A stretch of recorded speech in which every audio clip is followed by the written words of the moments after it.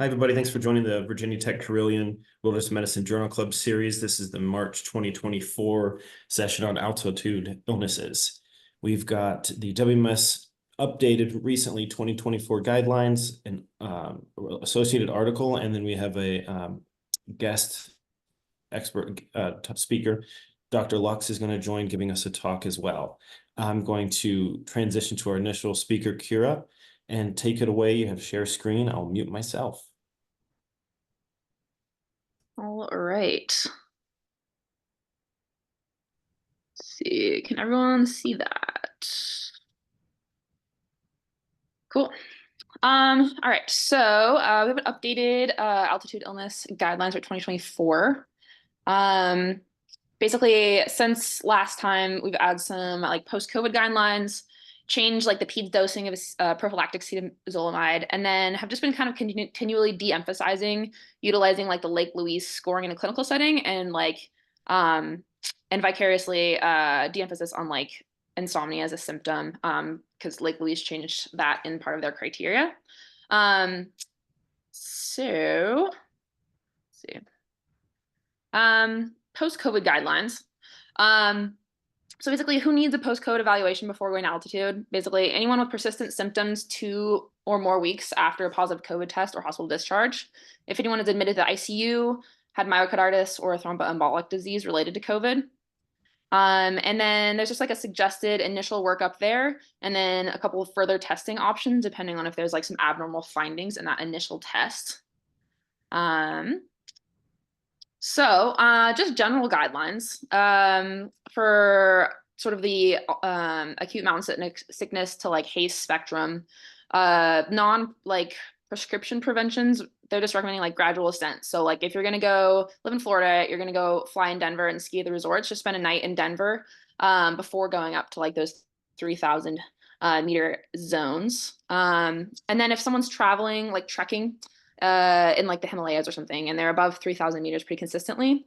It's all about sleep elevation. So increasing the elevation you're sleeping at only 500 meters a day, with one day where you're sleeping at the same elevation every 3 or 4 days. And like logistically, sometimes that won't make sense. So like due to terrain, you might need to have a bigger day of change. But as long as you're averaging about 500 meters a day over like the course of your expedition, it seems like it's pretty okay. And then some recs on like pre-acclimatization. There's no really like endorsed protocol on that. Like theoretically, it makes sense that that would work. Like hypobaric hypoxia, better than just like normobaric hypoxia. But it's all sort of relative on dependent like on the time you're spending in like a chamber. So like an hour a day versus like 8 hours a day is going to make a huge difference. And then hypoxic tense, popular with a lot of athletes, but we don't have data. So I mean, probably won't hurt, but don't rely on that. Some prophylactic medications you can take. We're going to use these for any moderate to high risk profiles. The guidelines have these sort of categories over here for like how to kind of risk stratify your patients. But basically, first line acetazolamide, if that's contraindicated, sometimes like people with a sulfa allergy can have like a reaction. Usually they don't. And you can do a trial, like a home trial, before you go on an expedition if they do have a sulfa allergy. Then second line is gonna be Dex. Third line, ibuprofen. Studies are mixed on that one, but it can't really necessarily hurt in a short-term setting. And then concurrent use of acetazolamide and Dex is only really recommended in like crazy high-risk situations. So like you're flying a SAR military team up to do like immediate physical exertion at pretty high altitudes. So yeah, dosing for acetazolamide here. You're gonna start the night before the ascent. You're continuing for 2 to 4 days after reaching peak altitude. The 4 days is like if you went up sort of like faster than like the recommended like 500 meters per night. And it's going to help acclimatize. So you can stop it after you reach that peak altitude. And then also if you descend earlier, then you can stop it as well as long as you're asymptomatic. Dex, you're going to take it as long as you're at altitude, since it's not helping with that acclimatization. And no need to taper the steroids if you take it for less than a week. After a week, that's when you're going to start worrying about that adrenal suppression. And it's contraindicated for peds prophylaxis, but in treating like HACE, not contraindicated at all. In terms of ibuprofen, limited studies, they're looking at really short-term windows. It's probably better than nothing, but there is no evidence really on long-term use and efficacy of taking that for longer periods of time. And then there's a whole list of like not recommended things. Yeah, all sorts of things. In terms of diagnosis, the guidelines have been kind of shifting over the last like 14 years or so away from altitude-based guidelines because sometimes we're seeing altitude acute mountain sickness and like HAPE down to 2,000 meters, with a caveat that the symptoms are pretty nonspecific. So it could have been another disease process that was a bit attributed to AMS. But basically, you're going symptom-based. There's no lab or exam findings. You have this Lake Louise criteria that's helpful in terms of identifying symptoms you're looking out for. But if you're getting those symptoms with like several hours or 3 hours after like a big ascent at altitude, and someone's like functional status and well-being is kind of like compromised, you might as well just treat accordingly. I mean, have them drink some water, take some like, I don't know, eat some snacks, and like make sure they're not like in like a cooking tent that is like giving them carbon monoxide poisoning. But kind of like treat liberally there. Here's a Lake Louise scoring criteria. Yeah, kind of these like 5 symptoms what you're looking for, like the headache, nausea, vomiting, fatigue, dizziness, lightheadedness, that kind of thing. And you can kind of like determine how intense these symptoms are to kind of like scale someone on that continuum. And then when you're looking at HACE, you're just like thinking encephalopathic symptoms. Ataxia is going to be a really early finding. You can have them do a heel toe walk. And altermentation can actually be pretty subtle. So it can be just like lacking self-care, apathetic, irritable, that kind of thing. Papilledema on exam, if you happen to have your fundoscope with you. The ultrasound of the optic nerve is pretty unreliable. There's like a lot of natural changes in the diameter with altitude. But yeah, on your differential, like if you're seeing focal neurologic deficits, that's like pointing a little bit further away from HACE and towards another differential. And then kind of like everything else is the same as like AMS. If you're in a higher resource setting, the MRI, you can actually detect like a case of HACE retrospectively up to 120 months. You're getting a lot of like signaling in the corpus callosum and like some hemorrhages that can be detected. In terms of treatment, so obviously descent. When you're going to descend from mild to moderate AMS, you can observe them at a current altitude. And then if they're worsening or there's no improvement after a day to 3 days, then you descend. But if it's severe, descend until the symptoms resolve, can be as little as 600 to 1,000 meters. And then HACE, you're always going to ascend optimally to a hospital setting. If you can't descend, you could try the portable hyperbaric chambers, and also the medications that could help facilitate a descent as well. You've got Dex, kind of like your first line here. Acetazolamide, you can add as an adjunct. And the doses are a bit higher than the prophylactic doses. And then oxygen. So in any situation where descent is indicated, so severe acute mountain sickness or any case of HACE, you're going to throw that on even during the descent, and at rates to alleviate symptoms. So your goal is going to be about 90% SpO2. And if you have like a limited supply, better to go longer or lower flow O2 for longer rather than high flow short time. They also put in a little data on CPAPs, but there's a lot of lack of data and cumbersome. I don't know if anyone's going to have those in like a wilderness setting, but could be an adjunct potentially in like a hospital setting. And then still going to treat symptomatically. So headache, ibuprofen and Tylenol, antiemetics, that kind of thing. Return to altitude precautions. For acute mountain sickness, you have to be asymptomatic off Dex, and probably recommended to take the prophylactic acetazolamide with return to altitude. And with HACE, there's not really case studies on return during the same expedition. Good sense says stay low for a while. I think it can take a couple weeks to return to kind of baseline. Moving on to HAPE. So some non-prescription preventions, the same recommendations for the gradual ascent for acute mountain sickness and HACE. There's no studies on it, but there is a very clear relationship between the rate of ascent and HAPE. And so yeah, limited data also on the pre-acclimatization, probably a good idea if it's feasible for someone to spend like a week at an intermediate altitude before going all the way up to like a trekking altitude or something. But it's not always logistically feasible. You can administer like prophylactic medications. They're indicated if there's a history of HAPE. Nifedipine is going to be your first choice, then tadalafil, then Dex. Nifedipine, start the day before the ascent, continue 4 to 7 days at your peak altitude. You can stop earlier if you're descending.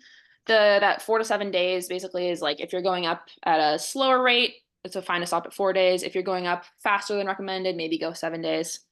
Hypotension, obviously a potential concern, but it hasn't really been seen in the field according to the guidelines. Tadalafil is your second line. If nifedipine is contraindicated, limited data, but it's obviously helpful. And then Dex is third line.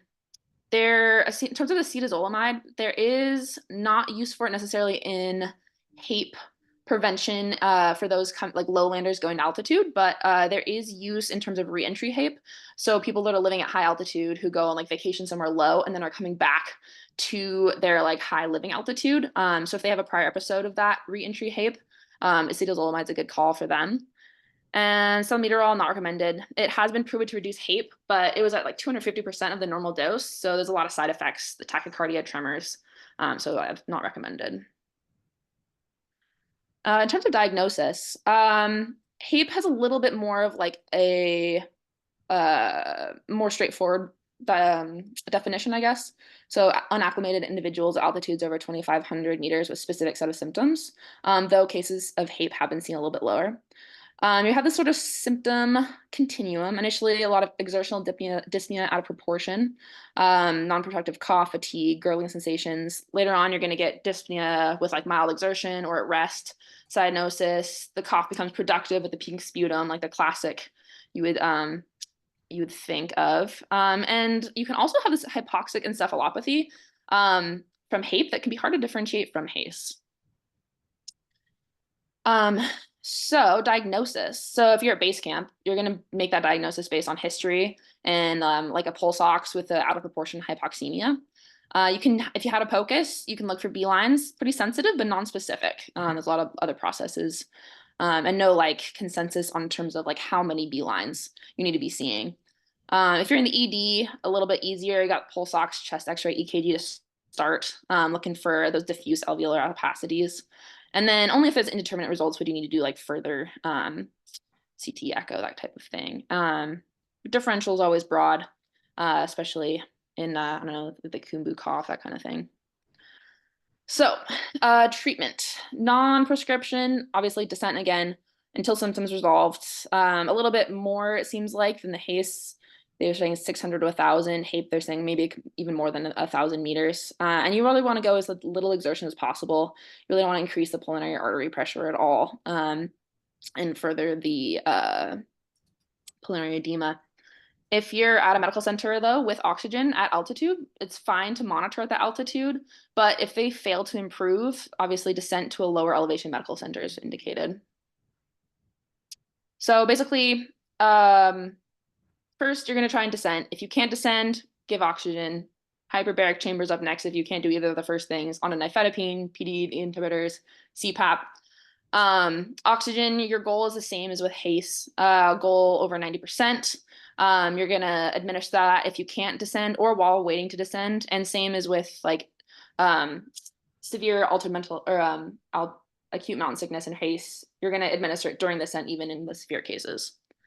And then in terms of medication you can treat with, nifedipine, you're going to give the same dose as prophylactic if you're unable to descend and you don't have oxygen or a hyperbaric chamber. And PDE inhibitors, you can try as a second line. There's pretty weak evidence, and obviously you don't want to combine those with nifedipine and cause some crazy hypotension. Things not recommended down here at the bottom, beta agonist diuretics. Acetazolamide can worsen the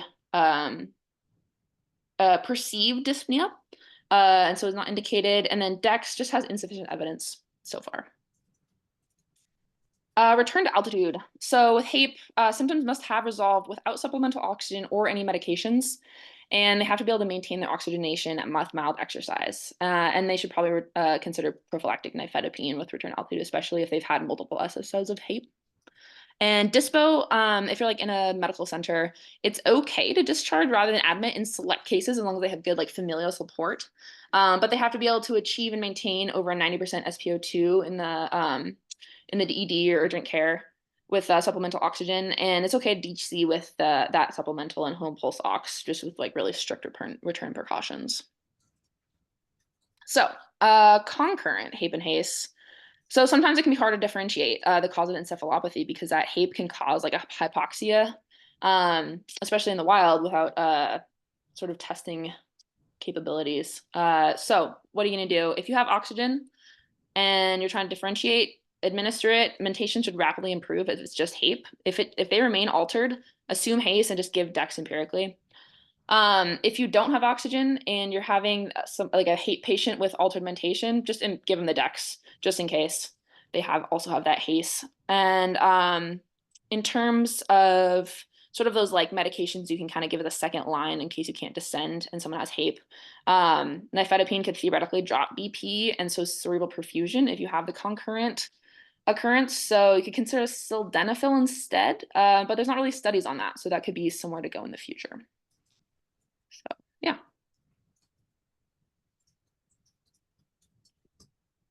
Well, I got.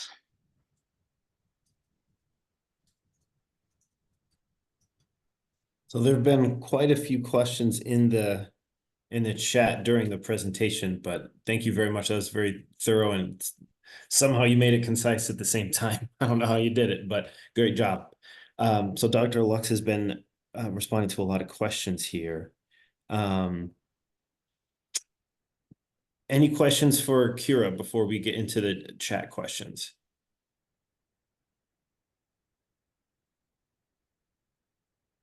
Okay, what was the most recent one? I think, yeah, Christine messaged it. One of the articles we're discussing, well, the article we're discussing is using ultrasound to monitor for signs of HAPE on using ultrasound. And that's been a discussion here. And Sean Whitty's one of our ultrasound fellows who's going to take a butterfly with him. And we can have him chime in as well. How many are you bringing with you, Sean? So we'll have, I'll have my own personal device, and Dr. Gaynor will have a device, and we're actually bringing a third device to leave at base camp. Oh, cool. I know. Do they have one yet, or is this going to be a second one for them? Is this the first they'll ever have? I'm honestly not sure. Dr. Gaynor and I haven't been in close contact these past couple of weeks as we've been preparing, but we've just been trying to get a hold of one. It sounded like they either needed a new one or this is the first one that they will have. It's definitely one of the two. I know they've been discussing it for a while, how useful it will be. So that'll be huge. Yeah, and my program director, Dr. Clinton, is actually trying to get a hold of both. There's a company called Echo that are making some devices, and then she's also in contact with Butterfly, trying to get maybe a couple more devices to either ship out there and potentially get up to base camp or take out the following year as well. So they have a couple of devices to work with. That'd be awesome. And then Brian had just messaged about Butterfly, specifically the Butterfly brand, not liking heat, but it sounds like they do pretty well in the cold. Oh no, I was saying I haven't used it in the cold, but I Yeah. assume it wouldn't like, Sean, I mean, they usually don't like extremes of probably temperature in not. general. You can ice that. Yeah. My understanding is that Dr. Gaynor's had some success using it in the cold. I mean, she generally will keep it in the sleeping bag overnight to try and keep it warmer than freezing. Sure. But she tells me she hasn't had any problem with the gel that she's brought with her or the machine malfunctioning at high altitude. So supposedly it works. That's cool. And yeah, as Christine mentioned, it wasn't found to be all that reliable regarding optic nerve sheath diameter to assess for HACE. And I guess you could do this like you do for like avalanche beacons, like keep it near your base layer, stuff it in close to your core while you're ascending and while you're working on as medical officer. Are there any questions we've missed so far? I think we've done a pretty good job keeping up with them.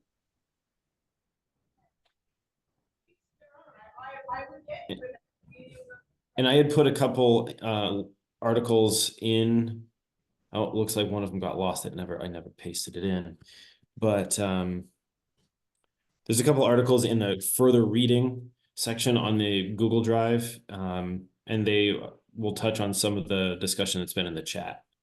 But any questions? We happen to have the lead author of the guidelines that were just presented with us here. So if you have any questions for the primary source, he's here with us. Or is there anything further you'd like to mention, Dr. Lux? No, I think Kira did a great job of summarizing a long set of guidelines in a pretty Yeah. short amount of time, and I think she accurately reflected a lot of what we had. Honestly, I mean, there were no real significant, like large, big picture changes and what we were recommending compared to the previous version. I mean, I think the big things were some new COVID recommendations, and then we added more on diagnosis than we had in the past. But otherwise, the general approach to prevention and treatment is very similar, and there haven't been any new medicines, for example, that have been added. And to further bounce off one of the discussion lines of thought here is the discussion Christine had mentioned about like athletes either going to or typically training like Denver or Moab and then going to Lowland. To expand on that though, what are we seeing as far as people from like Peru or Nepal who then move away and then come back? How long until they can develop symptoms again? Yeah, I mean, I think you really have to kind of think about this different. There's two real groups of people. There's like the person who's born and raised at high altitude and is of a population that is native to high altitude, like the native Andeans, for example, Tibetan Sherpa. That's very different than someone who is a sea level resident who goes and resides at high altitude for a couple of months and then comes back down and then tries to go back up again. So one's got a lot of like genetic adaptations that have been baked in over many, many years of evolution. The other has their sea level physiology that is just acclimatized, and that acclimatization is going to go away over various time frames. There has been a lot of work done on like the athlete who is either going to go from sea level to compete at high elevation or is going to high altitude for the purpose of training and then coming back down to compete at sea level. And people have done a lot of work to try to sort out what are the best approaches for those things.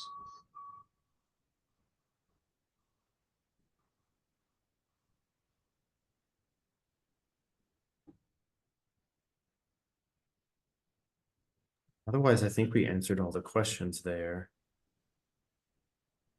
All right. Well, thanks again, Kira. Moving on with ultrasound as one of our article topics here. Brian, if you're ready, can you run us through the article for this month's session? Absolutely. Can you hear me okay?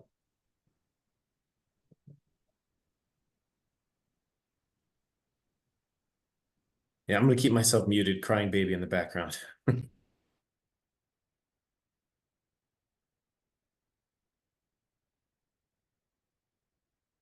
I may need to rejoin real quick because my Zoom didn't update, of course.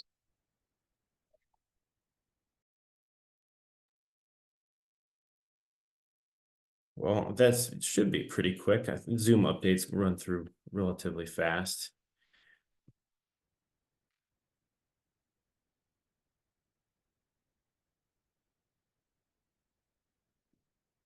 And Janelle and Christine, are you both going with Sean and Jesse on the Nepal trip next month? Yeah, I leave Sunday. That's coming up.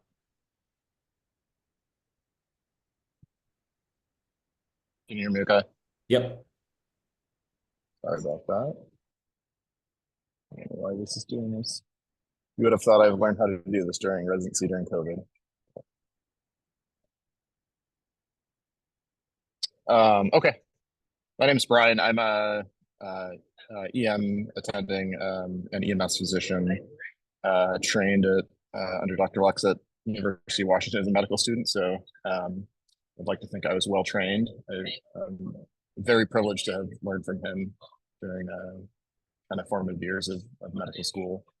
We're going to talk about this article from 2018. I'm not totally sure if there's anything new since that time regarding lung ultrasound and HAPE, but if there is, feel free to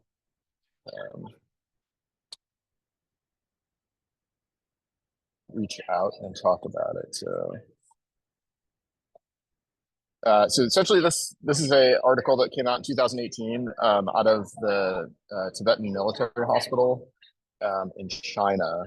I thought it was a pretty well-designed study overall. So the base of the study is, it was a prospective study where they came up with the kind of the idea, the protocol, the methods beforehand, and then enrolled patients prospectively. And there's a couple things that they did that was I thought was pretty well done. And the reason for this study was that there was there's a few studies that basically show that ultrasound can be useful in the diagnosis of HAPE, but there were no studies at the time that had compared ultrasound use to other, kind of formal diagnostic methodologies like chest X-ray, physical exam, things like that, to compare them. So this was kind of the first study at that time that looked at ultrasound and compared it with kind of what we had used before.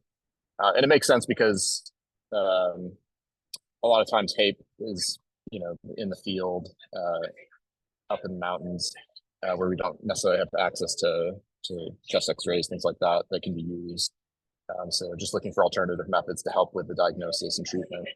So anyways, they basically, so we know that that ultrasound can be useful for evaluating pulmonary edema in the lungs. And I'm not sure exactly who's on this call. There's probably, I think there's medical students, residents. So just as kind of a basic baseline, that ultrasound is very sensitive at detecting fluid in the lungs. When you put an ultrasound probe on the lungs, you basically shouldn't see anything in a healthy lung. Air does not basically conduct sound energy. So you should get a lot of, basically it scatters the energy. So you shouldn't see any kind of image when you're looking at a lung. You should basically see just black. And when anything happens in the lung, like fluid, consolidations like pneumonia, it makes that lung basically show up on the ultrasound. We call it echogenicity.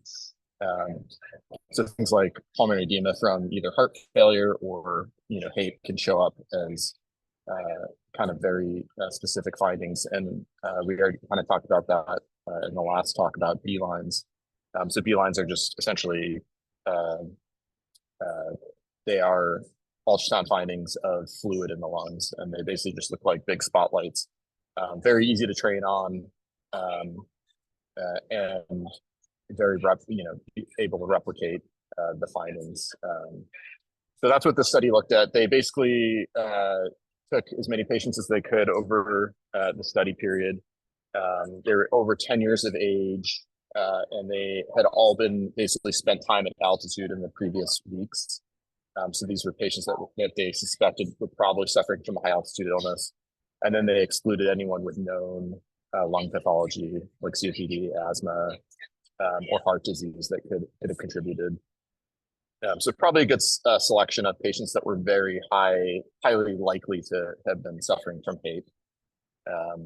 And then essentially what they did was they did 3 diagnostic criteria. As you can see here, they suspected HAPE based on these patients. They immediately did a lung ultrasound, which included multiple fields, which they basically had 28 scanning fields over the intercostal space through the, as you can see here, kind of the mid-axillary, anterior axillary, mid-clavicular, and parasternal lines. And I think this is important as well, that they were very broad with this, because you can kind of get patchy infiltrates with HAPE. So being thorough and catching, the different, essentially the entire lung zones. There was a question about in the chat previously, and it's kind of unknown as to, how much B lines would be a diagnostic criteria for basically HAPE in general. And they decided in this study that more than 5 B lines was going to be a positive criteria for diagnosis of HAPE. They so 5 was a minimum, and essentially they like complete whiteout of the lung, so which would be a lot of fluid in the lung, would be they graded as like 10. That was the max. 1 would be 1, and then if they weren't sure, they kind of took a percentage of what they thought, anywhere from 1 to 10. So 5 is pretty minimal. Some of these patients had, scores of like 70, 80. But that was what they basically determined as the baseline. They also did a chest X-ray on all these patients, and then they had they said an experienced physician auscultate for moist rails, which is probably the most subjective part of the study, but it's pretty much all that was available back back before we had the ability for chest X-rays and ultrasounds in the field, things like that. And then they basically took everything, all that together, had experts determine if these patients had HAPE or if they had alternative diagnoses, and then they treated the HAPE patients with the appropriate HAPE treatment, excluded the other patients that they didn't think have HAPE, and then reevaluated the patients that were treated for HAPE with lung ultrasound, chest X-ray, and auscultation at the day prior to discharge. One of the things I thought was interesting too is that this military hospital is at 12,000 feet, which, if you're now in the U.S., is pretty high. But if you're living in Nepal, it's definitely probably a lower elevation than people are coming from. So just goes to show you that everything's a little bit relative, but it's still a pretty high altitude. And so the interesting thing with the study is that, as you would expect,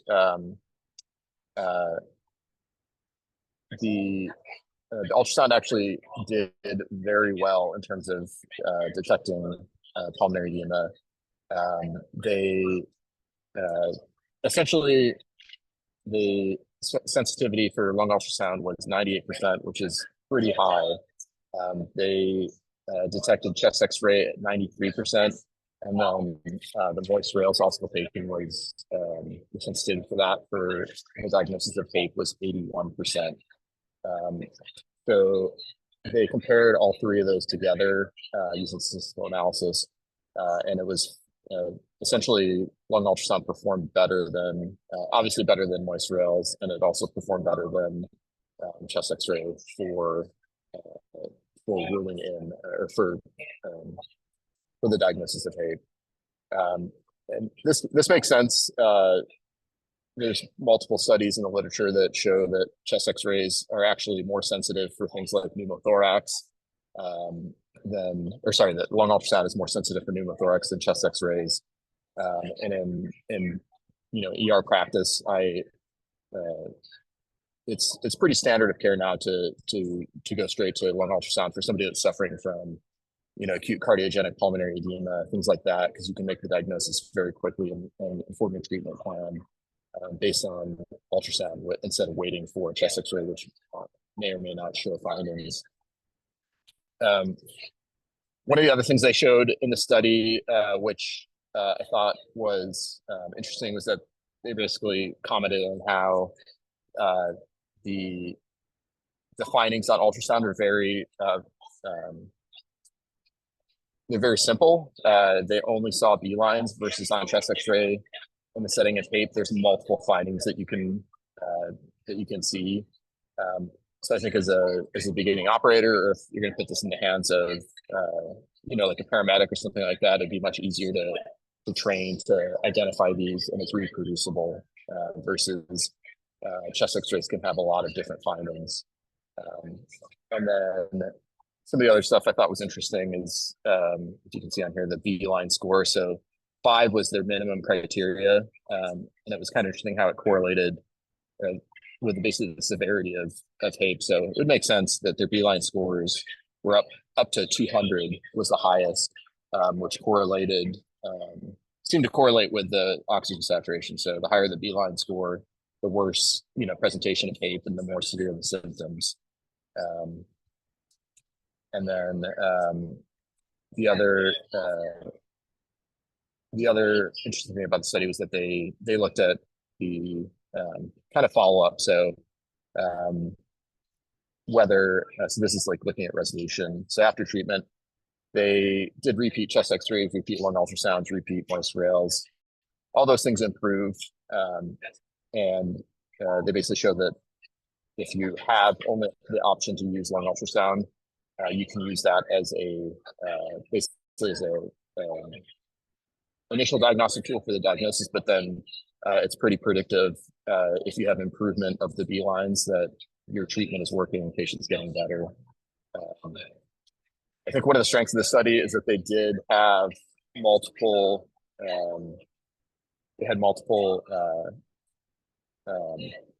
independent, basically operators doing the looking at the ultrasound, looking at the chest X-ray. So they basically had this independently verified. So they had blinded physicians that were and radiologists that were looking at these that were not involved in the study, that were correlating the correct level of B lines that the initial provider that did it on the patient. And those correlated very well. So I think that's kind of the biggest strength of the study. One of the limits is that there's a pretty small population. There's only about 140 patients overall. So the power is not that great. But overall, I think it shows that there is utility in ultrasound.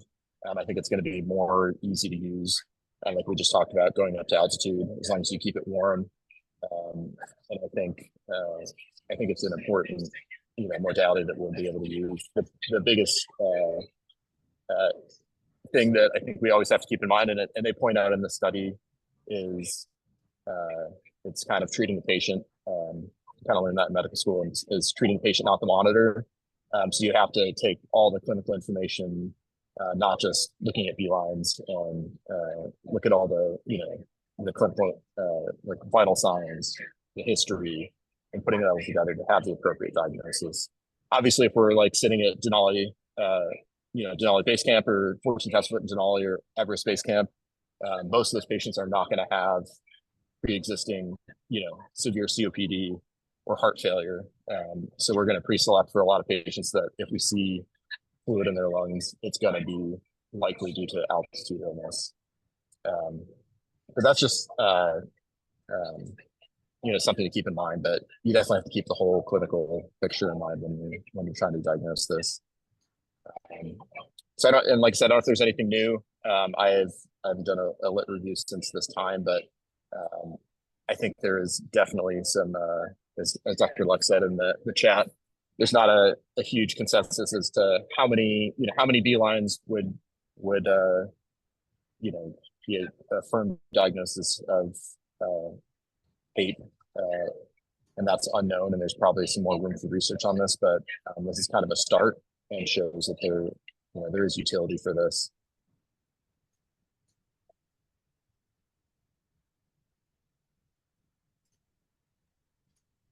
So what we've kind of been talking about both in Brian's presentation as well as the chat is, I don't want to say the quality, but let's say maybe the methods and the extrapolation and statistics of the article. So since we have a group of people, including fellowship trained people in ultrasound, taking 2 at least butterflies with them, let's say they're going to do a study while they're at base camp, what would you do differently to make a stronger, if not maybe like a next step article moving forward? I'm sorry, can you say it one more time? What would you have liked to have seen done differently in this article? And then maybe like as a next step, like, hey, this gave me a good idea, I would like to do this. Yeah, I mean, I think randomizing it to some extent would be obviously the most, as a prospective study. I think somebody pointed out the table. I didn't mention that, but there was, predominantly males in the study. Having, randomizing that with age, male, gender, and everything else, that's going to be tough as well, because the numbers are going to be small, and doing a study like that would be pretty difficult. But that's the gold standard. I think the challenge at a place like base camp is if you're looking at people on the expeditions, Many of them are going to get up there and they're going to be spending a long time there. So they're going to start getting acclimatized, and people are going to get sick when they go further up the mountain, but oftentimes by the time they descend, they're markedly better. So that makes the recruitment challenging and getting enough people. I think if you're going to do an ideal study, what you would want to do is come up with a rock solid gold standard for the diagnosis, independent of ultrasound. So clinical features, pulse oximetry, chest imaging. And then you have people come in and they're graded as yes or no based on those clinical criteria. And then you have separate people completely blinded performing ultrasounds. And the two people doing this, people doing the assessments of each of those groups have no, they're appropriately blinded and separated from the others. And I think if you had blinded assessment of the ultrasound results and then compared to whether or not people had hate based on the accepted gold standard in that study, that would be the way to do it. But to get enough people to really do that study effectively, I think would be challenging.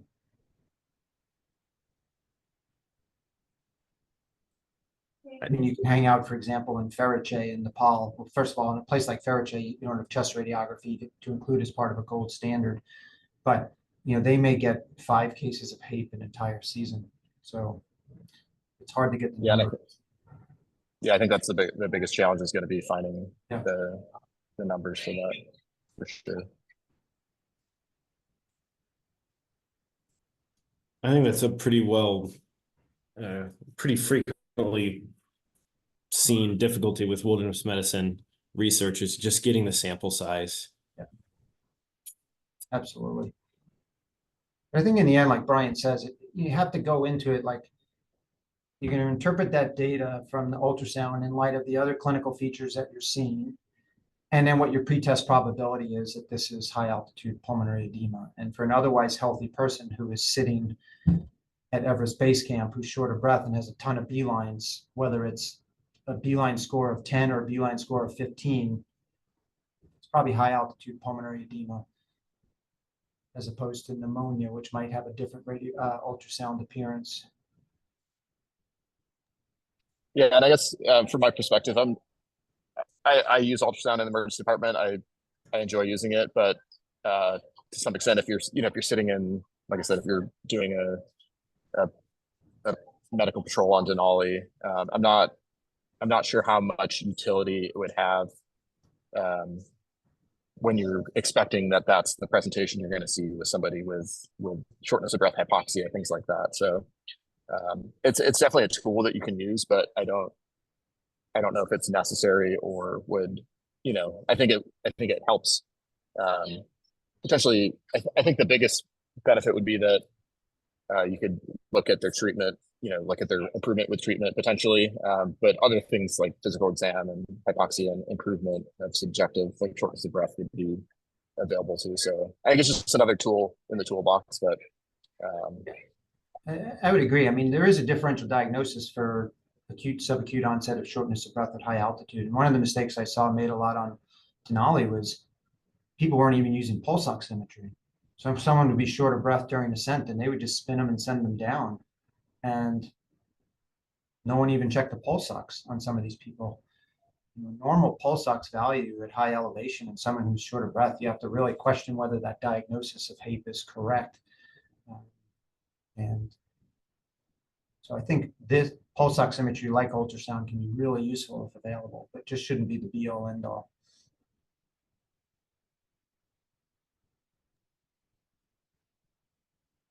I think that makes sense. It's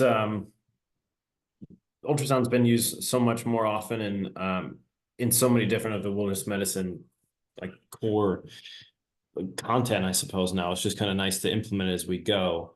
But yeah, it's a lot of things you can get from clinical context mixed with history, mixed with rate of onset, whether or not they slept it appropriately overnight, have they had symptoms before, and ultrasound can add to that.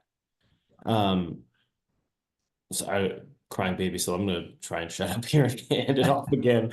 Dr. Lux, if you want to take over and give a presentation or add any other further points, please take it away. Yeah, sure thing. So I'm happy to share my screen. So just for those of you who I haven't had the opportunity to meet before, my name is Andy Lux. I'm in the Division of Pulmonary Critical Care and Sleep Medicine at the University of Washington. And then I do a lot of work in the field of high altitude medicine, physiology, largely from kind of a education standpoint, rather than primarily a research standpoint. And I was asked tonight to come and speak about Denali Ranger Patrol, something I was fortunate to be involved with a couple of times about a decade ago from now. I don't have any disclosures to report except for the fact that I am a co-author of a textbook on high altitude medicine and physiology, and I get royalty payments for that. But I don't think it should pose any conflicts of interest regarding what we're going to talk about for the rest of this evening's session. So a lot of you are involved in wilderness medicine and like to spend time in the mountains. So you are all very much aware of the 7 summits, the highest mountains on each of the continents around the world. One of these mountains actually provides a pretty unique opportunity to put your wilderness medicine skills to work, and that is Denali, which is located over 6,000 meters in elevation, or just above 20,000 feet. To tell you a little bit more about Denali, which stands for the Great One in the native Athabascan language. Denali is located in south central Alaska, and it's the centerpiece of Denali National Park.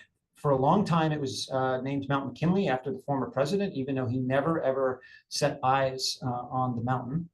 It's actually the tallest mountain in the world in terms of its visibility from the base of the mountain to the summit. And it's the 3rd most isolated peak on Earth, measured in terms of its distance from anything that is equal or higher elevation. In terms of the mountaineering on Denali, about 1,500, up to 1,500 people per year can be granted permits to climb from the National Park Service, with the climbing season lasting between April 1st and August 1st. Although, as I'll show you, the majority of climbers are actually within a more narrow time span than that. And people are either going to do guided expeditions or private expeditions. And then the National Park Service supports search and rescue operations on the mountain.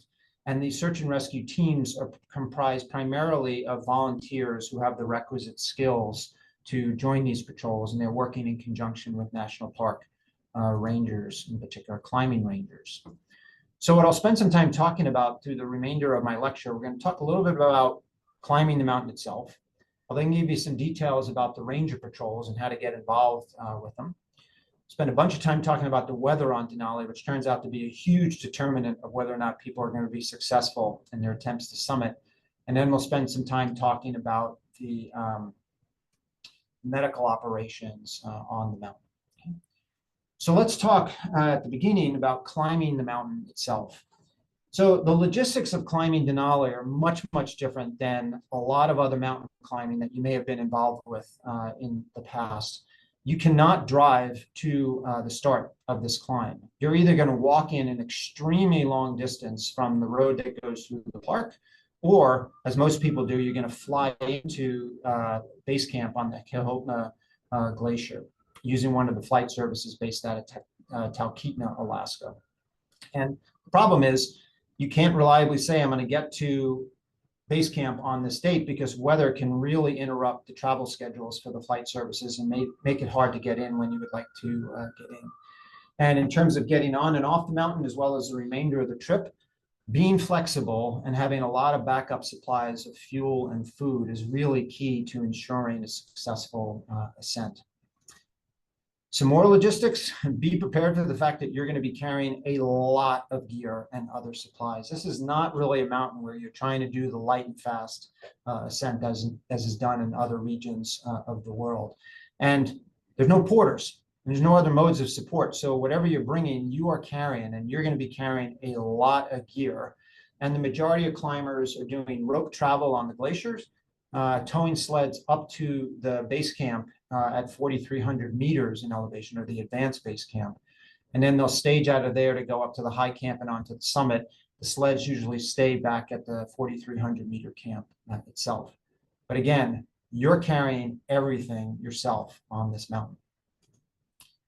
There are actually a lot of different climbing routes on Denali, as shown in this figure you see here. The majority of which are actually on the south and southwest sides of the mountain, a couple on the north side of the mountain. The most commonly one done from the north side would be the Muldrow Glacier route, but even then, Not a lot of people do that.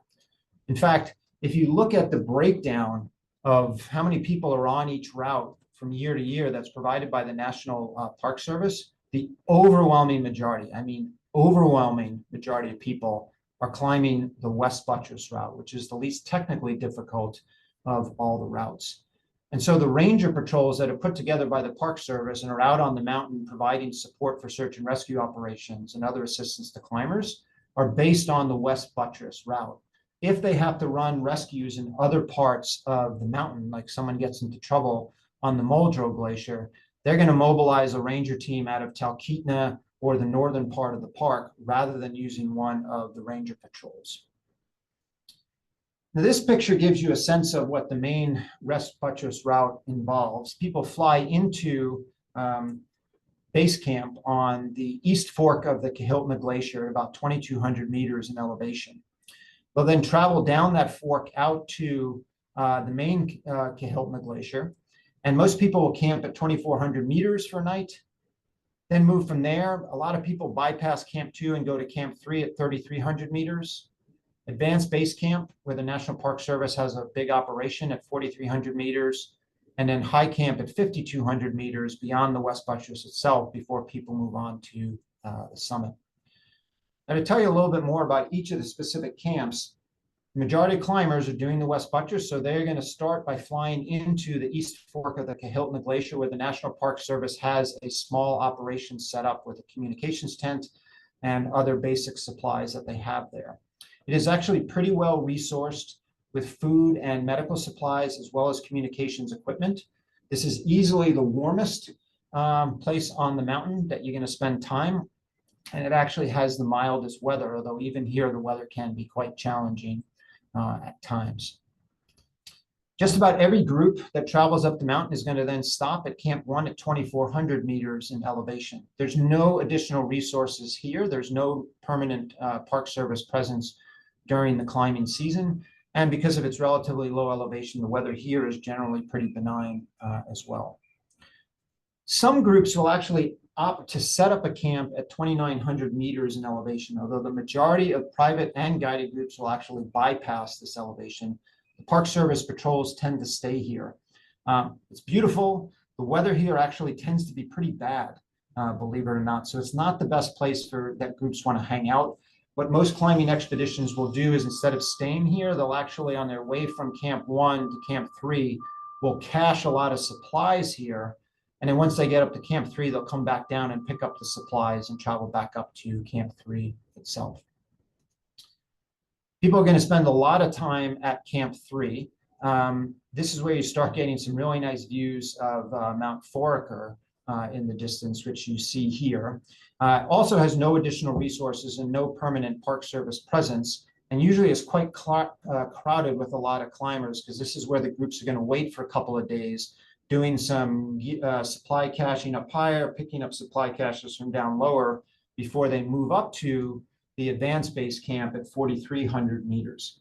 This is a very well resourced camp. The National Park Service group maintains communications equipment here. This is where the medical facility is for them on the mountain. They have lots of food and everything else that they need to support their operations. And this is where they're going to base a lot of the SAR operations out of that happen on the mountain. And for any climber, this is where they're going to probably spend the bulk of the time during their expedition, because once they get up here, they need time to acclimatize, and then they may be there for a while waiting for a good weather window to move higher up on the mountain. Once people are acclimatized and the weather window arrives, groups are going to move up from base camp up what's called the head wall, and then move along the West Buttress to the high camp, which is located at 5,240 meters in elevation. And this is where going to be where they're going to stage out of in order to get up to the summit. This camp is beautiful. The views of the glacier lower down, Foraker and Hunter in the distance are unbelievable, but the potential for bad weather up here is high, and it is a terrible place to be stuck in a storm with very, very high winds. The National Park Service does stock supplies up here in order to be able to mount search and rescue operations. So they have gamma bags, medical supplies, oxygen, and other resources that they can use if necessary.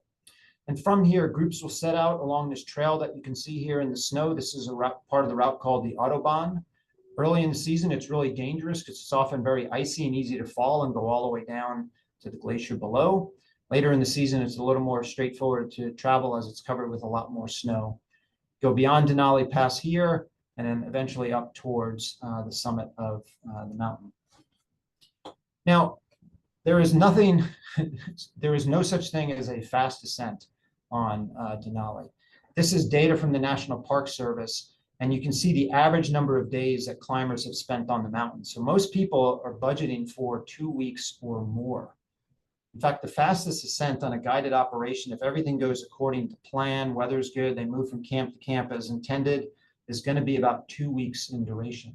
So if someone really wants to increase their odds of success, they have to budget for at least 3 weeks on the mountain in order to deal with the potential for bad weather and not being able to move when intended. And that means just simply budgeting time, but also having adequate amounts of food and fuel, which will dictate how long groups can wait when the weather is bad.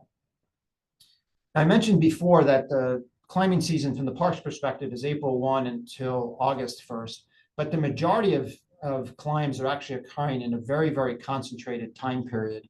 Most climbs are taking place in the month of May and then into the very early part of July, but even that is becoming challenging at this time, given all the changes on the mountain as a result of climate change.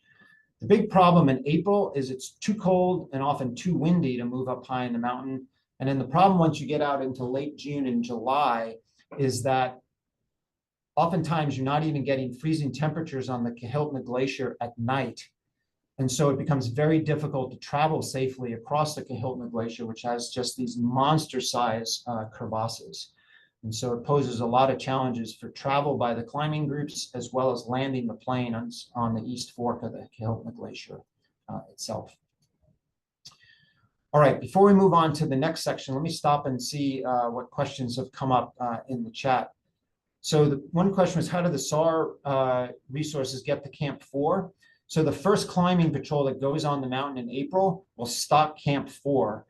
And the majority of stuff is going to be flown up there by the National Park Service.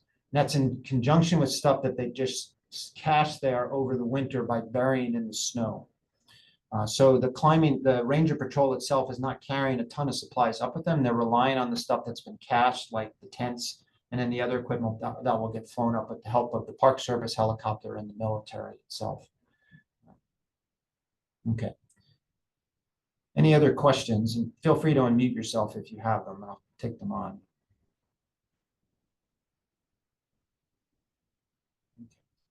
So let's talk a little bit about the Ranger Patrols.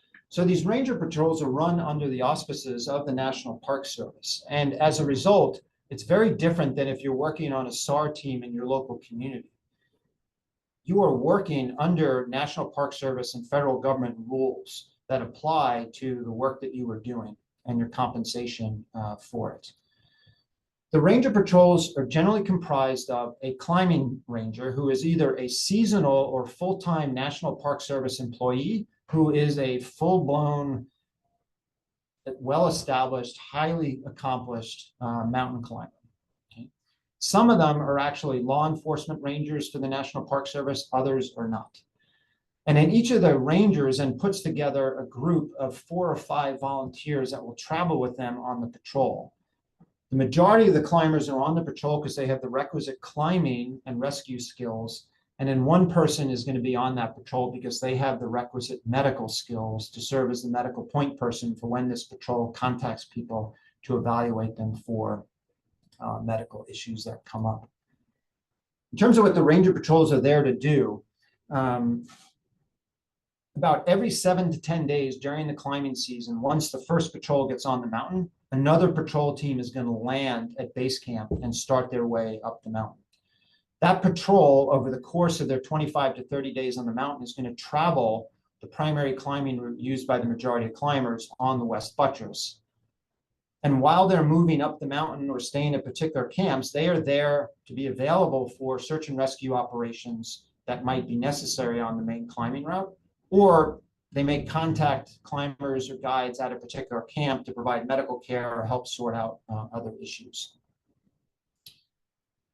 It is important to understand that when you are working on one of these patrols, the goal and what you're doing is very different than what the private and guided climbers are trying to do. If you're on a private expedition or a guided climb, your goal is to summit the mountain, okay?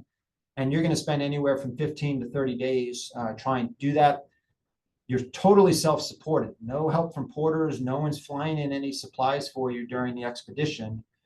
And you might be traveling on skis, although a good number of the expeditions are actually just traveling on foot with the use of snowshoes. The ranger patrols, summiting is not a priority at all. And many of the patrols don't actually make it up to the summit.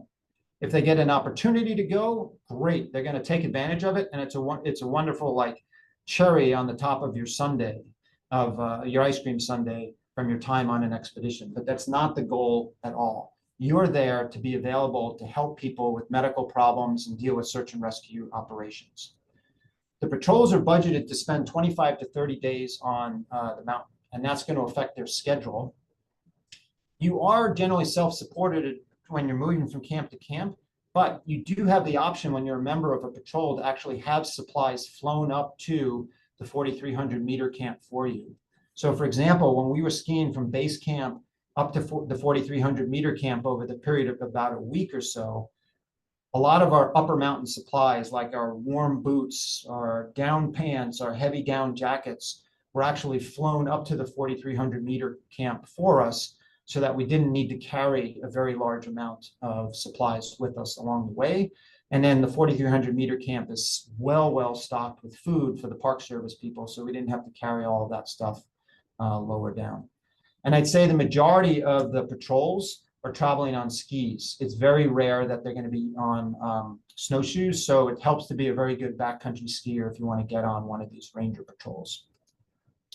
In terms of the typical itinerary, it's going to vary a little bit from patrol to patrol, and also whether you're the first or the last patrol on the mountain who are setting up or breaking down the 4,300 meter camp. But you arrive in Alaska, you get up to Talkeetna, you spend a couple of days getting supplies ready and doing your orientation there. We'll then fly to base camp, and most groups will spend 1 to 3 days there before starting to head up the mountain, taking anywhere from about 5 to 7 days to get to 4,300 meters. Now, as you're moving into 4,300 meters, there is a group that's up at the 17,000 foot camp that's going to probably be coming down. There's a group that's already been at the 4,300 meter camp that ideally is going to bump up to the 5,200 meter camp. So there's a lot of groups on the mountain at one time.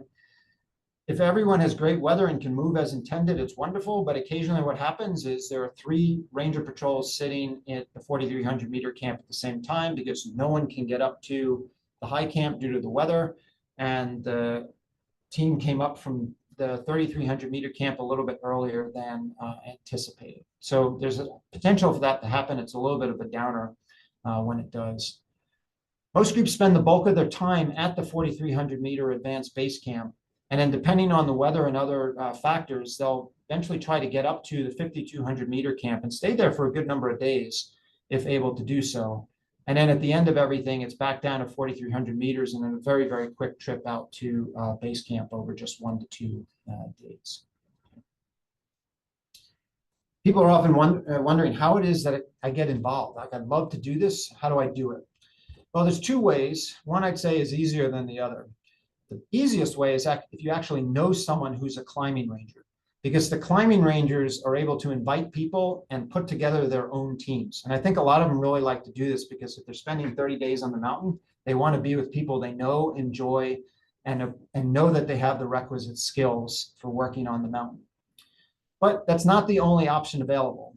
And so for people that don't have connection to a climbing ranger, you need to have climbed the mountain at least once. The Park Service is not going to put you on a patrol in most cases if you've never been on the mountain before and don't know what it's like there.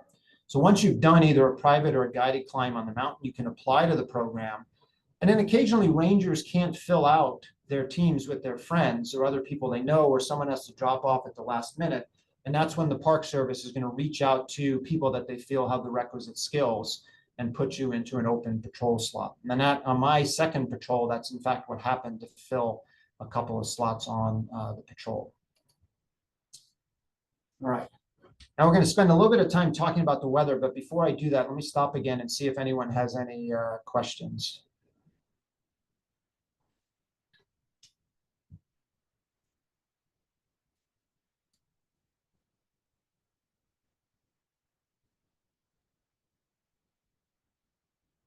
Okay, I don't hear any coming. And again, feel free to put any questions in the chat. I'll catch those as they go. So we need to talk about weather because this turns out to be the major determinant of summit success for people on the West Buttress route. Here you see a graph which shows the percent of people who put on the mountain who were successful in reaching the summit on a yearly basis from 2011 to just this past spring. And you can see that the summit success rate varies from as low as 30% to as high as 70% in a given year. What was the difference between 2022 and 2023? Well, in 2022, they just happened to have spectacular weather through a good part of the season, these really long established periods of high pressure systems on the mountain that allowed people to travel when necessary.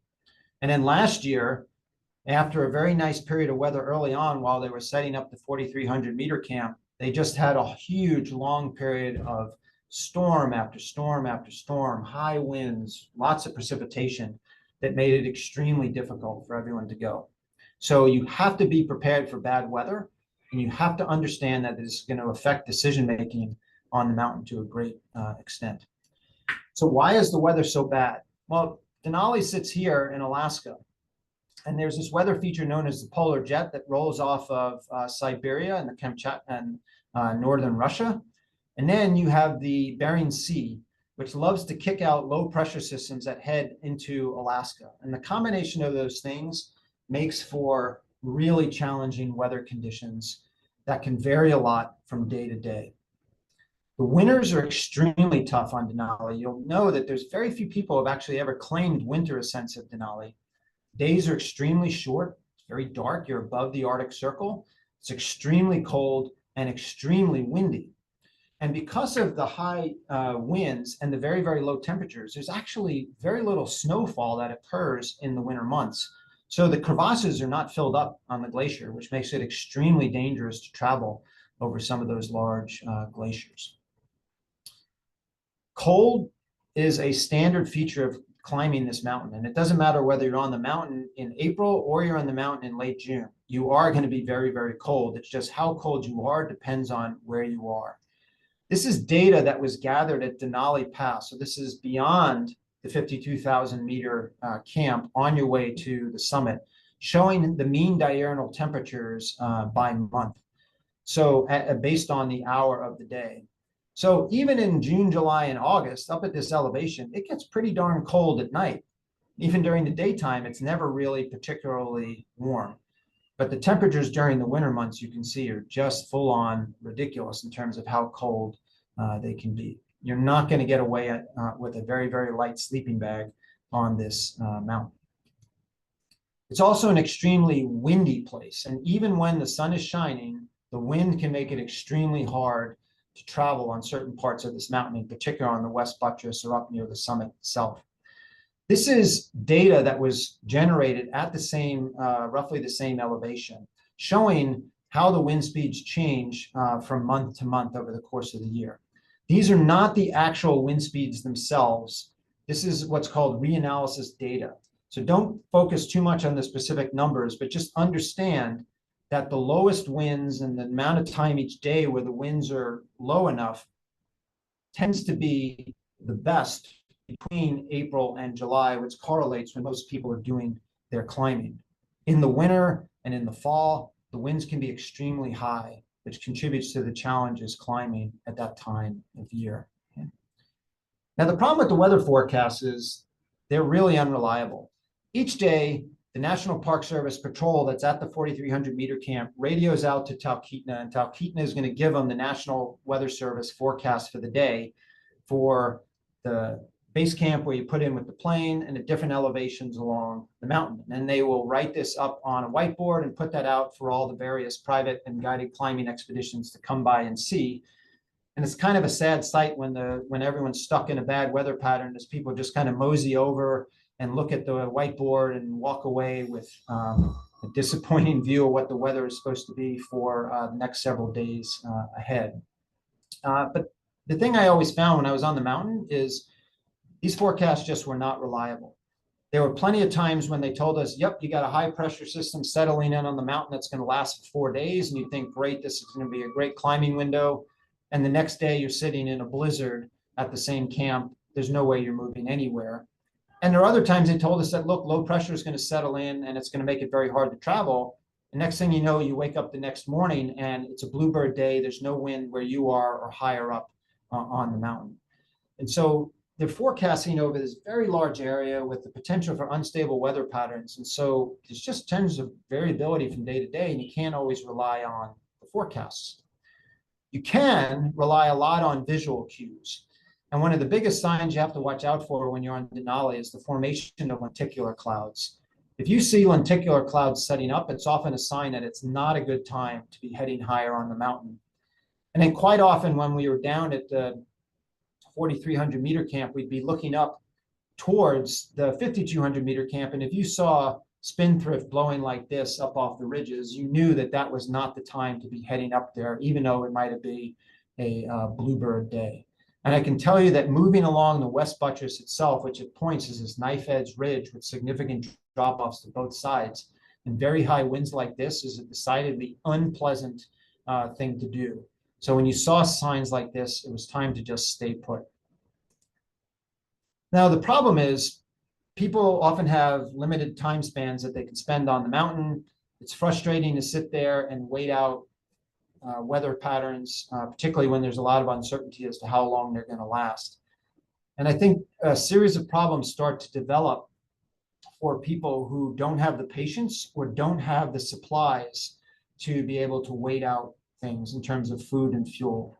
So one of the phenomenon you see is quite often you might have 2 separate expeditions with 4 team members each, and they're stuck at the 4,300 meter camp for sometimes a week. On our second patrol, I met people who had actually waited 2 weeks at the 4,300 meter camp. And eventually what happens is people decide, look, I got to get out. But some of the people on that expedition are like, well, I still want to stay. And then these groups have just been sitting talking to each other for a while and decide, well, hey, why don't you and I join forces? These guys are going to go down, but we can get together and climb together. And it sounds like a great plan, but the reality is Denali is not the mountain that you want to climb with people that you have not climbed with before. You want to be solid with your climbing partners, know how they're going to react under stress, understand the skills that they have, and understand their motivations and what their risk tolerances are. And when you start meeting up with people that you just met a couple of days before, there's no way to know those things. So I think this is a really risky approach and gets teams into trouble, because when bad things start happening on the mountain, they're not going to be a tight, cohesive group. The other problem that happens when people can't wait out the weather or start feeling like they're running out of time is they start trying to push overly fast descents. So as I mentioned before, the standard climbing approach is you're going to spend a bunch of time at the 4,300 meter camp. When you're acclimatized and the weather's good, you're going to move up to 5,200 meters. And then when the weather's good, you go on to the summit and back down. Well, what a lot of people start doing is they're stuck here at 4,300 meters and they say, well, we know we got a 1-day weather window. So the heck with this stopping at 5,200 meters. We're going to go from 4,300 meters to 6,100 meters in a day and back down and try to make a single push to the summit. It's a terrible, terrible plan. The first thing is, for some groups, just going from 5,240 meters to the summit and back can be a 12 to 15 hour day. Add in the time necessary to go from 4,300 meters to 5,200 meters first, and this day becomes ridiculously long. Right? The altitude gain is way higher than anyone should make in a single day at this elevation, and that altitude gain dramatically increases the risk of someone developing acute altitude illness.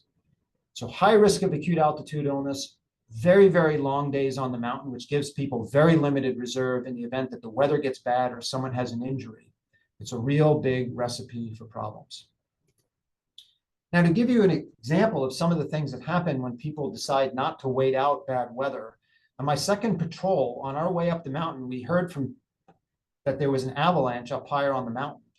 And what had happened was there was a group of 5 climbers from Japan. They were at the 4,300 meter camp. The weather was terrible. And for some reason, unclear exactly why, they decided to move from 4,300 meters back down to the 3,300 meter camp. And in the process, they were caught in an avalanche, and 4 of them were flushed into a crevasse from which they were never, ever recovered. The other one was able to get out and notify people that there was a problem, but this was all a function of them moving. Had they hung out at the 4,300 meter camp for at least another day, they would have been just fine. All right, I'm going to switch gears now and then conclude by talking about how the medical operations work on the mountain. I'll stop again and see if anyone has any questions before I move on to talk about that.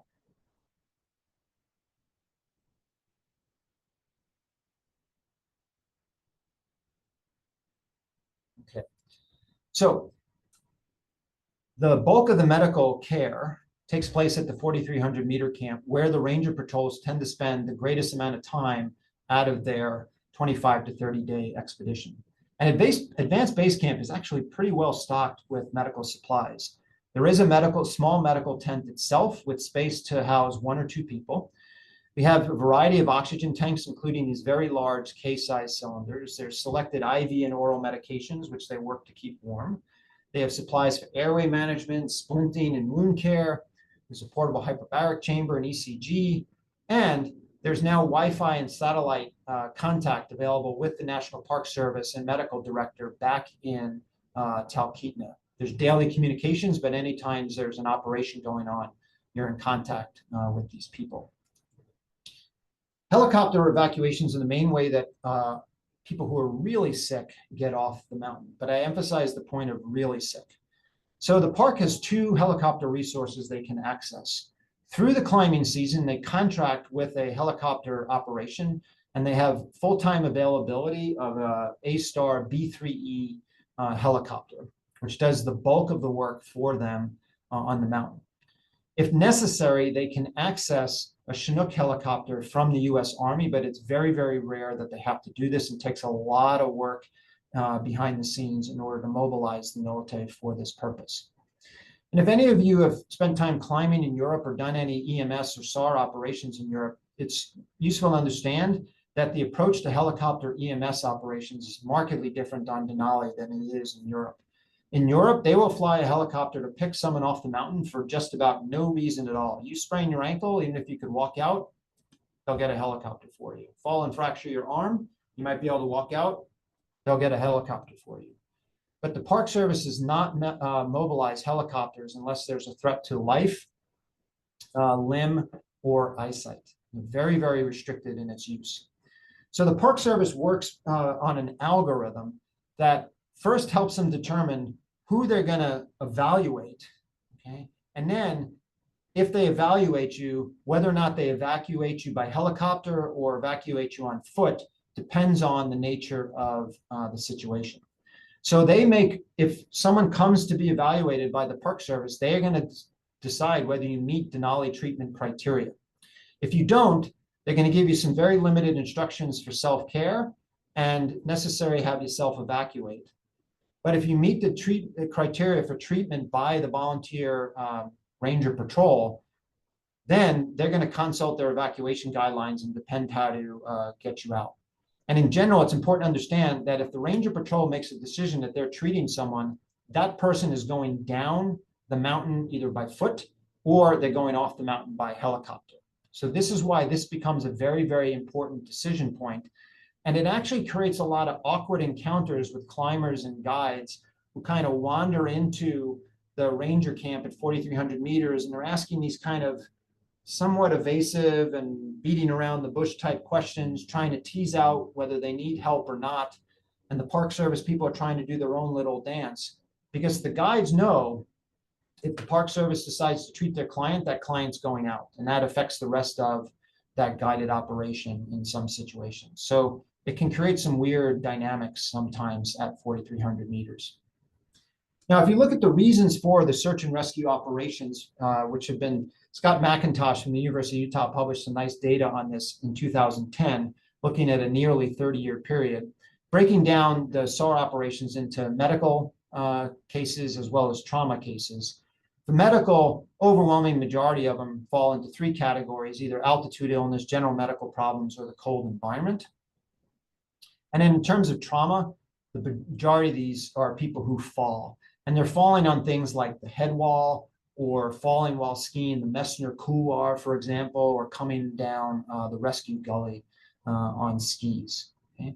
And the majority of the search and rescue operations end up being for independent climbers rather than people traveling as part of guided operations.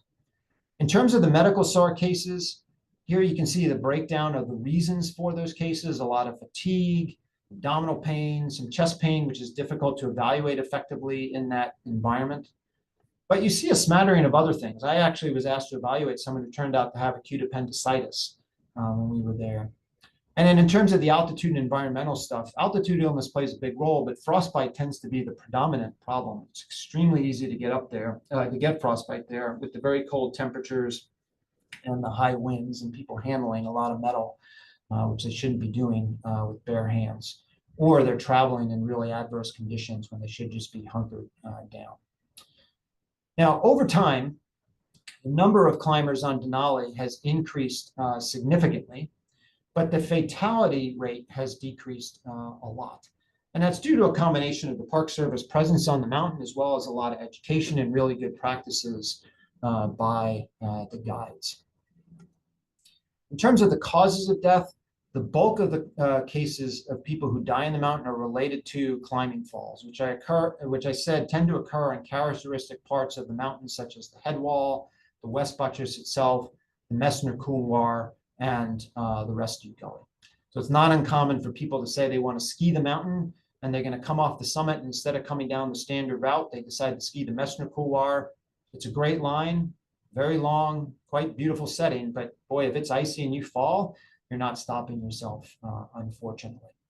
And medical illnesses, and in particular altitude illness, actually a very small percentage of the overall fatalities on the mountain. Now, when you're working on the patrols, there can be some really interesting days sometimes. So the year in between the two patrols that I did, on a single day on the football field, so it's between the high camp and the summit, it's this large flat area, the Ranger Patrol contacted 3 separate individuals who had high altitude cerebral edema and had to be evacuated off the mountain within just a short period of time. The helicopter came up, it flew down, came right back. And while they're evaluating the second person, another person stumbled into and collapsed in camp. So there is this kind of potential for a lot of randomness that occurs. Speaking of randomness, some very, very odd medical encounters can happen. When I was on my first patrol in 2010, we had someone who rolled into the 4,300 meter camp traveling solo. And we'd already been getting a lot of messages from the Park Service headquarters and other guided teams on the mountain about this individual. And when he arrived, we concluded that he was in the full-blown manic episode of his undiagnosed bipolar illness. And we had to work over a couple of day period to get him evacuated off of the mountain. It was a really long saga. And this was a situation in which we actually flew in this Chinook helicopter in order to take him off the mountain. I'm happy to share some more details about that case if people are curious as to how things unfolded. And then the other thing to be aware of when you're working on the mountain for medical purposes, that Denali is a very high profile mountain. It is one of the 7 summits. So there's a lot of people who need to climb that mountain as part of their quest for the 7 summits. But because of its high profile, it also attracts a lot of people who are parts of like survivor groups, like breast cancer survivors or other types of cancer survivors, or people with various types of disabilities who want to climb the mountain. So on my second patrol, we interacted with groups from the Wounded Warriors who are attempting to climb Denali. Now, these people demonstrate remarkable persistence and fortitude, and their attitudes are generally amazing. But you can imagine in many of these cases that there's this attitude of, we got to get up this mountain. And yeah, I know the weather's bad, but we got to go. I really want to do this. And that can sometimes lead to problems, okay? Because that overly strong desire to get to the summit can have a really negative effect on decision-making, particularly in bad weather conditions, or if you're stuck at the 4,300 meter camp waiting out the really long periods of bad weather. But it also creates an interesting set of potential patients that you might be evaluating. So for example, when I headed off on my patrol, I was not anticipating having to deal with people who might have ulcers that are developing on their amputation stump. I was much more prepared for frostbite and altitude illness. And then the final thing about working on a medical patrol is that depending on the weather and the nature of someone's problem, you might actually be caring for someone for a pretty long period of time if they're unable to evacuate off the mountain. And the patrol itself is always on call. You could be sleeping in the middle of the night at 4,300 meters, and someone might roll in the middle of the night, and you have to deal with them. And you're going to be dealing with them however long it takes for them to either walk down under their own power or get flown off the mountain. And if you're very, very busy with medical and search and rescue operations, this can get kind of tiresome after a while. If you are going to work on a patrol, or you're just curious about the types of medical things that do come up, the National Park Service publishes annual mountaineering summaries, and they describe all of the medical and search and rescue events. So you can get a sense of the different ways that people are getting into trouble on the mountain and the types of skills you're going to want to bring with you to the mountain itself. And so to wrap up, and then I'll take some of the questions that are in the chat. For those people who are qualified and really fortunate to get a position, the volunteer ranger patrols are a really unique experience and an opportunity to just do this great type of wilderness medicine endeavor. Mountain itself, it's great if you're able to summit it, but you have to understand it poses really significant logistical and weather-related challenges. And the safety of climbing and summit success comes to those who are careful, well-supplied, patient, and flexible in their planning. And then if you're going to work on a patrol, just be prepared to see a really wide range of medical and trauma-related problems. Hopefully you'll get to the summit, not guaranteed, but it's going to be a great experience regardless. All right, so that is it. My email is there. If people have questions at any point in the future, I'm happy to answer them, but I'll take some questions now. So it looks like Holly asked about more details about the mental illness case. So like I said, we've been getting some snippets of information from the Park Service headquarters and other guides who had interacted with this person earlier during their trip up to the 4,300 meter camp. So we had kind of been waiting for him to arrive. And when he arrived solo and set up shop there, I actually was the first person to contact him, and the interactions with him were very, very odd. Later on that afternoon, the Park Service ranger came and contacted him, and very, very odd interactions with him as well. And one of the things that we had heard is before he flew on the mountain, he was found at the flight service to have a paraglider with him. It's illegal to have a paraglider on the mountain. And so when the ranger contacted him, he saw a bunch of things around his camp. And this climber had actually set up his solo camp in amongst a bunch of other guided groups. He didn't even set up by himself. And the ranger kind of determined that it had what looked like another paraglider with him. And the ranger was contacting him and talking to him about various things.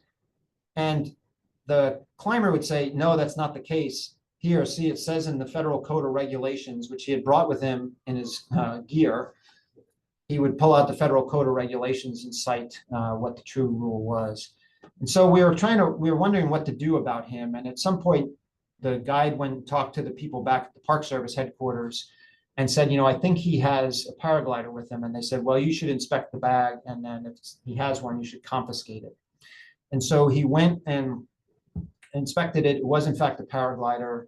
He confiscated it. And at this point, the climber started to kind of escalate a little bit, got more and more agitated. They brought him into the 4,300 meter camp where he insisted on speaking to the South District Ranger, the kind of the lead ranger in Talkeetna, about his situation. And then through a whole long conversation, eventually just declares, I'm in a state of medical emergency. I need to be evacuated off the mountain. Things just started evolving pretty fast. I did an evaluation myself. Medically, he was fine, except for the fact that he had some very, very mild hypothermia, but he really seemed like he was in a manic phase. He was equating himself to Jesus Christ being crucified on the cross and saying a bunch of other things. So what we did, because he was hypothermic, we put him in one of the tents in our camp at night. We gave him warm food, warm sleeping bag, as he was quite wet at the time, as was a lot of his gear. The next morning we woke up and he was out of his tent and he was packing up and claiming that he was going higher on the mountain. And at this point, the ranger got permission to confiscate his climbing permit, which would prevent him from going higher on the mountain. And then it was about a 2-day period of work behind the scenes by the Park Service to finally get permission for the military to send a helicopter to pick him up. The Park Service didn't want to fly their own helicopter because they were worried about the danger of him in the helicopter with the pilot and another ranger if he acted up and he wasn't properly secured. So they're very worried about that. So that's why they got the military to come and fly him. He was strapped to a backboard. You had military men there with weapons. And actually, once he found out that he was being flown off the mountain, he de-escalated quite a bit. So he was okay with being strapped to the backboard and flying. He thought it was actually kind of cool. But then he thought he was being flown back to Talkeetna to get his supplies and head home. But once he was in the helicopter, he subsequently found out that he was being flown to Fairbanks, where he was put under a 72-hour medical hold by the psychiatrist there. So that's the short version of what happened. And Brian asks, can you talk about the difference in physiologic responses to altitude at the equator versus so far north in the Arctic Circle? Yeah, Brian, that's a really great question. So it turns out that if you go to a given elevation, like 20,000 feet in elevation at the equator, and then move to the same absolute elevation at the latitude of Denali, the barometric pressure at the latitude of Denali is lower. And that's because there is less atmosphere over the polar regions of the Earth than there is over the equatorial regions. So even though Denali is technically 20,320 feet or 6,100 some odd meters, it behaves like a higher mountain. Could be several thousand feet higher depending on the weather conditions. So that's a really important thing to try to understand about climbing the mountain. And then the question is, does the Ranger Patrol carry antipsychotics or other agents for acute psychosis? If I recall correctly, it's been a while now. I think that we had some midazolam in our medical kit at the 14,000 foot camp, and I believe we had some haloperidol.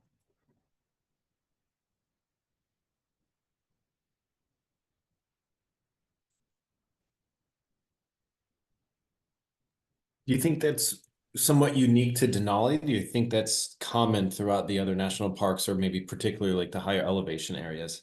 The psychiatric stuff? Mm-hmm. Oh, I think the psychiatric stuff can happen anywhere. I just didn't know they had Haldol. I guess I wouldn't have.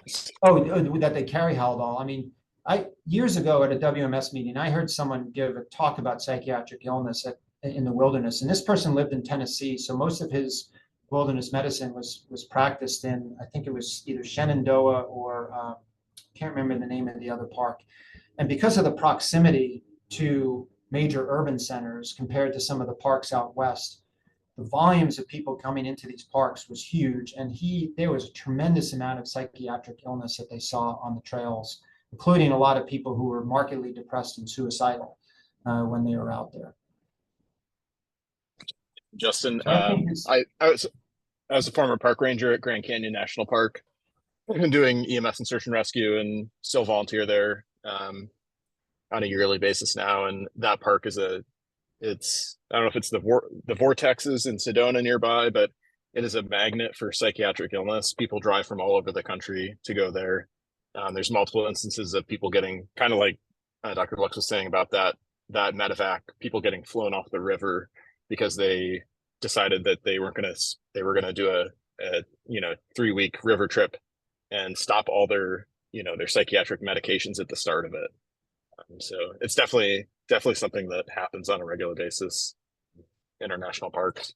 Yeah, and the ranger that I worked with, Coley Gensel, on my 2 patrols, when Coley was in his federal law enforcement training, before coming up to Denali, they have to do like a 3-month internship at a park. And he was based at Grand Canyon, and he described multiple incidents of having to like rescue people off the rim of the canyon who were threatening to jump.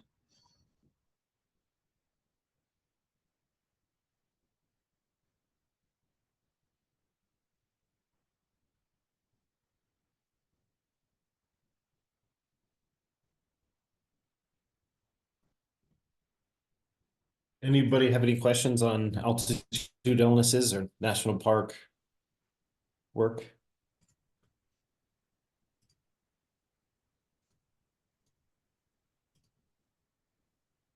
Guess not. Okay.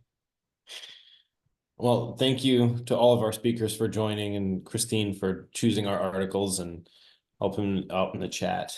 I'm going to end recording. Doesn't mean we'll have to jump offline, but the recorded content of the session is going to end at this time.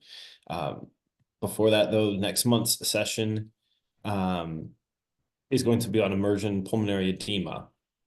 So if you're interested in any diving or marine or just underwater pulmonary physiology, just tune in for next month. See you then.